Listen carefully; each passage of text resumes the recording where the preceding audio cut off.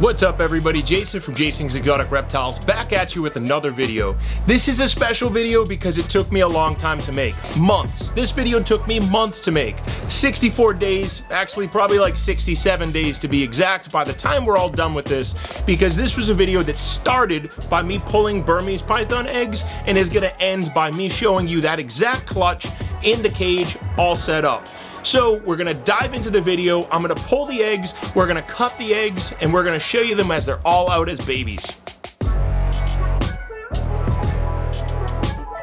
Here she is, guys. So it is June 11th. Beautiful Burmese python. She is a quad, or a possible quad het, loaded with some eggs. She's sitting on what looks to be really nice eggs there. She was bred with an ivory male that is het albino and labyrinth, and I believe this girl is a possible het green granite albino labyrinth, so we'll see if we can prove her out. This is probably her 5th or 6th time breeding for me since she's been here. She was born in 2012. She was a baby that I produced.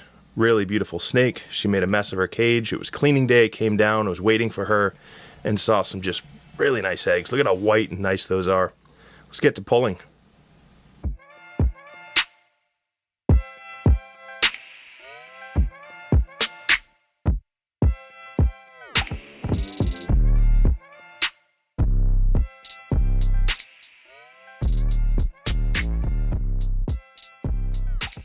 Here we have the eggs that I just pulled from the female.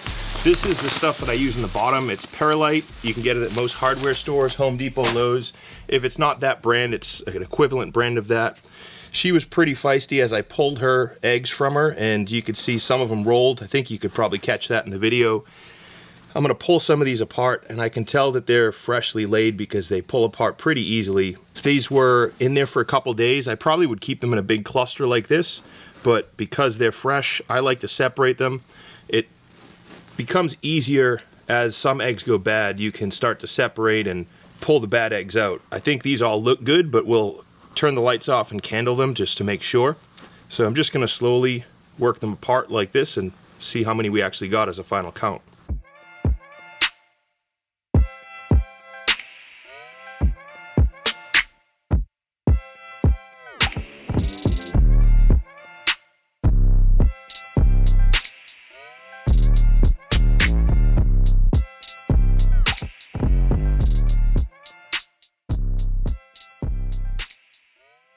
Lights are off, we have our eggs. Let's do a quick candle to see what we have. That one is good.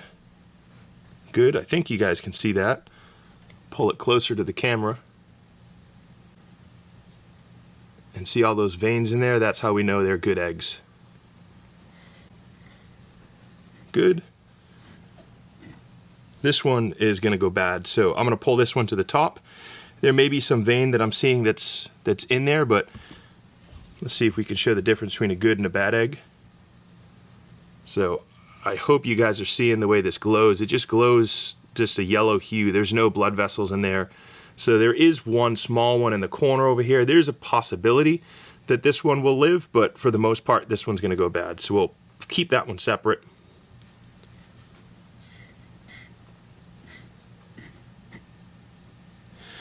This one is a potential. So this is one that I'll watch. You can see this one may have turned a little bit. You can see that there's blood vessels on one side of the egg, at least I hope so. And then the other side, there is nothing. So that's maybe a good view right there. And we'll see, we'll watch this one. And all the others look good. So, and we should have 19 good babies. If you haven't done it already, go hit that like button down below, share this video if you think it's worth it, and go check out my Patreon. My Patreon is growing. We have this really cool community of people. If you're looking for that one-on-one consultations, all the way up to just general support, go check it out. I appreciate you guys. This is what we have going on here, and it is 64 days later, so this was a long video. Let's see how many we actually have. We have 1, 2, 3, 4, 5, 6, 7, 8, 9, 10, 11, 12, 13, 14, 15, 16, 17, 18, 19, 20, 21. I forget how many we started with, but we have 21 eggs here. They all look good. I did mark this one because this is one that we thought were going bad, but for an experiment, it did have a little red spot, and I figured let's see what happened. Fortunately, I didn't throw it away because it's going full term and we have some good eggs here.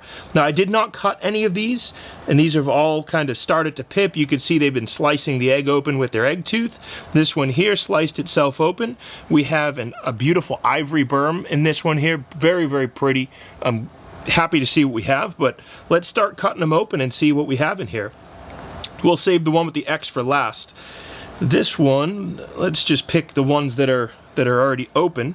We'll do some cutting. I have my little scissors here. I said in other videos I do prefer the knife more than the scissors, but I can't find my knife. This is, see if we have any albinos. It would be nice if we got that albino to prove out, and you get some blizzards and other stuff, some pearls. I don't know if the albino is going to prove out on that girl. Maybe some of the labyrinth will. There's another ivory, very, very pretty. You can tell by the black eyes, and I'm not sure if the camera got it because he or she just tucked her head back in. Let's see what we have in here. This one looks like an ivory from just the little bit that I just saw as I was picking it up, but we'll open the rest here. This one is also an ivory, coming right out of the egg. Really cool looking little dude there. And as I've mentioned in some of my other videos, I really do like these more basic Burmese Python morphs. I appreciate the higher end stuff, but I feel like the basic stuff is just really cool. So I tend to stick with that, and I don't really reach for much of the high end morph stuff anymore, at least on the Burms. You have a pretty hypo in there. Really cool looking. And this one looks like an ivory again, just from what I saw poking out. And interestingly, I've never produced labyrinths, but I know that there's het labyrinth. Until last year, I finally produced my first couple labyrinths, which I was very happy to see, since it's something I was trying to prove out for a long time in a lot of the Burms that I have. So that was a good clutch that proved that out. There's a hypo in that one. Really pretty looking lavenders, and I know I've said it in the past what I like about these, what I just pretty, really pretty looking animal. And I would say that if you look at this one compared to this one, I am guessing that this one is het albino and this one is not het albino, just completely by the amount of lavender that's in there. I found that the het albinos do tend to be brighter and prettier animals. So let's, at least at this baby phase, let's start cutting open some of the ones that we haven't pipped yet. And I do like to cut them if they haven't pipped, mainly because I found that if you don't, sometimes the egg is a little too leathery and they cannot break out. We have an ivory in that one. I don't want to bug them too much because I want to let them come out naturally, but I also don't want them to drown in the egg fluid. Let's see what we have in this one. This one looks like this one's definitely a hypo, but I'm trying to see if there's any hypos that are also labyrinth. That one is a hypo.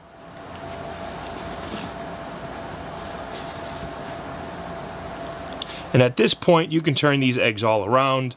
You can really, you don't really need to be delicate with them anymore like we had to be as we started this video a couple months ago. That is another hypo as well. So just based off simply what I'm seeing here, I am guessing that we did not hit the labyrinth, although it was 2 hets, so it is possible that labyrinth is in here.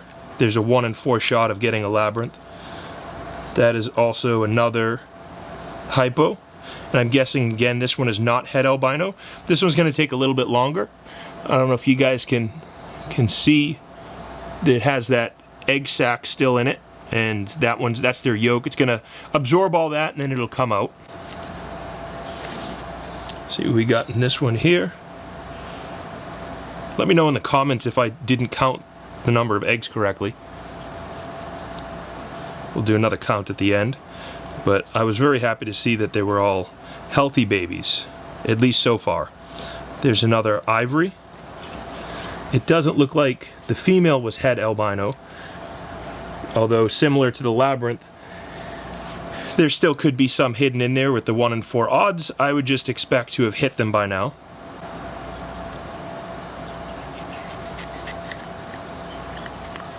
There is another ivory.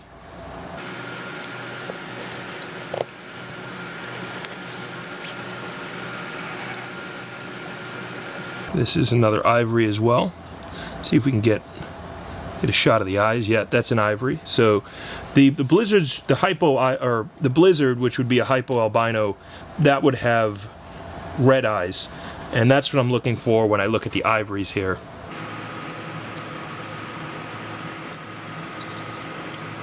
There is another ivory, and overall I'm very happy with this clutch of eggs we have here. When we're talking about the reptile side of things, or the business side of the reptile industry, I like to get that variety, and as I've mentioned in a lot of my other videos, my sweet spot really is that $300 to $800 animal, and that's what I tend to target when I produce my snakes. I feel like they sell easily, and they can be anything from breeders to pets for people. So just looking at the simple economic side of things, let's say these ivories are, just make even numbers, $500 animals. There is 1, 2, 3, 4, 5, 6, 7,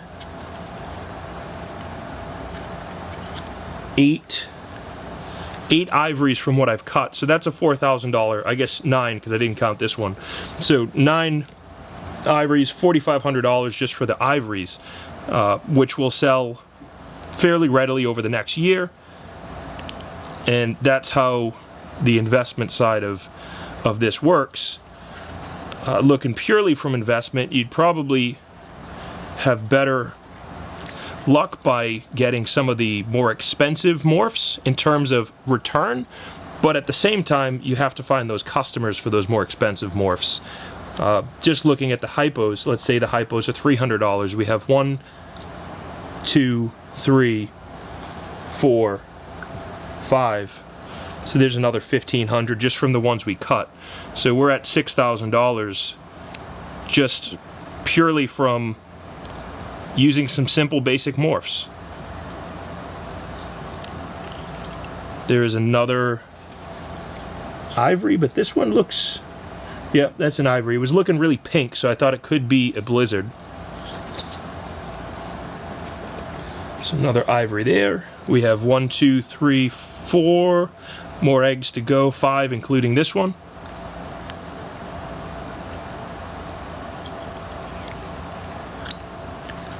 That's a beautiful hypo. It's hard to see because it has the goo and all that stuff on it, but really, really pretty hypo there.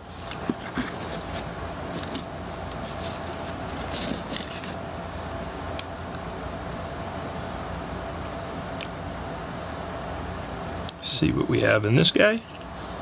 This is another ivory.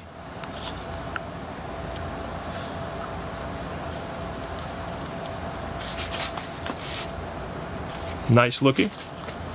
I mean, a question I get asked a lot is, what do the ivories look like as adults? This is a pretty full egg here. I'm gonna cut it anyways, but typically this egg is likely one that would lag behind. My incubator does have the heat tape in the back, and this was towards the back. This was towards the front, so these got ready quicker, just based on how close they were to the heat. If you incubate them at a higher temperature, they will be ready faster. So this was 64 days. I find that at 88 degrees, which is what I incubate my eggs at, they are typically ready somewhere around 63 to 68 days. And that's kind of right in line with what's happening here. Today is day 64. I saw this one pipped last night, and then I saw 4 or 5 more were pipping this morning, and I thought that today would be a good day to do this video. There's a really pretty one there. So in terms of the ivory, how they color up as they grow, they generally go towards to be bigger versions of themselves. So they will yellow out a little bit, but ivory really is the perfect name for these, because that is the color that they turn. They turn the color of ivory, almost the color of this egg right here. This is what they'll look like as adults. They're not pure white, although they are white snakes. They are ivories for a reason, and that's a really fitting name. And the last one, the one that we almost threw away, is also an ivory. So excellent odds here, which makes sense because I did the super hypo slash ivory, which is what these are, to hypo. So at a minimum, we're gonna get all hypos. And then once you throw in that super hypo to the hypo, we're gonna get these ivories. So just counting up what we have here, we have, let's count the ivories. We have 1, 2, 3, 4, 5, 6, 7, 8, 9, 10, 11, 12, 13, 14 ivories. So we have 14 ivories. Let's look at the hypos. 1, 2,